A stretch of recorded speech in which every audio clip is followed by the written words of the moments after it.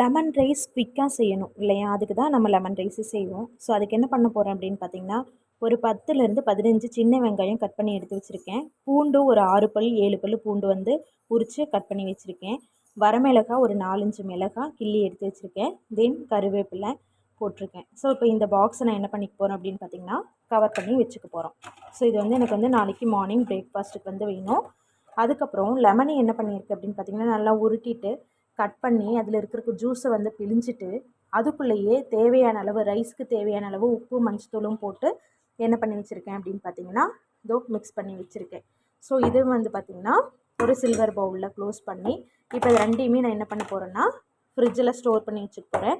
Morning just எண்ணெய் ஊற்றி கடுகு போட்டு தாளிக்கிற பருப்பு, அதாவது பச்சைக்கடலை பருப்பு, வெள்ளை உளுத்தம் பருப்பு ஒரு ஸ்பூன் போட்டுட்டு அது கூட நம்ம கையில் ஒரு அரை கை அளவு நிலக்கடலை போட்டு அதையெல்லாம் எண்ணெயில் நல்லா ஃப்ரை பண்ணிவிட்டு அப்புறமா இப்போ இந்த பாக்ஸில் இருக்கிறது எல்லாத்தையும் கொட்டி ஒன்ஸ் வந்து நல்லா செவந்து வர அளவுக்கு, அதாவது வெங்காயம் செவந்து வர அளவுக்கு தொலைவி விட்டுட்டு அதுக்கப்புறம் இதில் இருக்கக்கூடிய இந்த ஜூஸ் வந்து நம்ம உள்ளே ஊற்றி மிக்ஸ் பண்ணிட்டோம்னா லைட்டாக ஒரு பாயில் வந்தால் போது. லெமனை பொறுத்த வரைக்கும் ரொம்ப கொதிக்க விடக்கூடாது.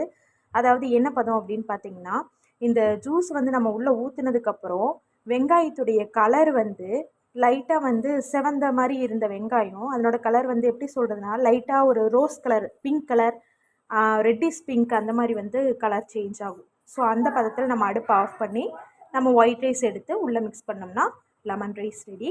ஸோ நம்ம சேனல் உங்களுக்கு பிடிச்சிருந்துச்சுன்னா சப்ஸ்கிரைப் பண்ணுங்கள். தேங்க்யூ.